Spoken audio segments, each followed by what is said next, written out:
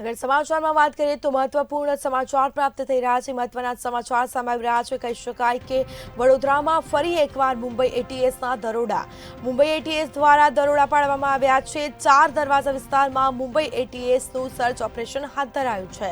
સાથે જ કહી શકાય કે મેમણ હોલ નીચેની ઓપ્ટિકલની દુકાનમાં તપાસ હાથ ધરાઈ હતી।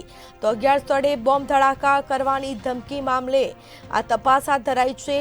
આરબીઆઈને ઈમેલ મારફતે બોમ્બ ધડાકાની ધમકી મળી હતી।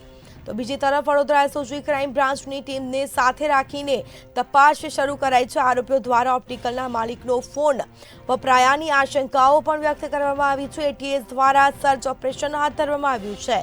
તો મુંબઈ એટીએસે વડોદરાથી અગાઉ 3 આરોપીની અટકાયત કરી હતી, જેમાં મુંબઈ એટીએસની તપાસ મામલે વિસ્તારોમાં ભારે તંગદિલી મચાઈ છે। તો બીજી તરફ આ મામલે સર્ચ ઓપરેશન હાથ ધરાયું છે। તો સાથે જ કહી શકાય કે મેમણ હોલ નીચેની ઓપ્ટિકલની દુકાનમાં એટીએસ દ્વારા સર્ચ ઓપરેશન હાથ ધરાયું છે। તો વડોદરામાં ફરી એકવાર મુંબઈ એટીએસના દરોડા। મુંબઈ એટીએસ દ્વારા સર્ચ ઓપરેશન હાથ ધરાયું છે। બોમ્બથી ઉડાવી દેવાની ધમકી આપવામાં આવી હતી, જ્યારે એટીએસ દ્વારા હાલ સમગ્ર તપાસ હાથ ધરાઈ છે। તો 11 સ્થળે બોમ્બ ધડાકા કરવાની ધમકી મામલે એટીએસે સર્ચ ઓપરેશન હાથ ધર્યું છે।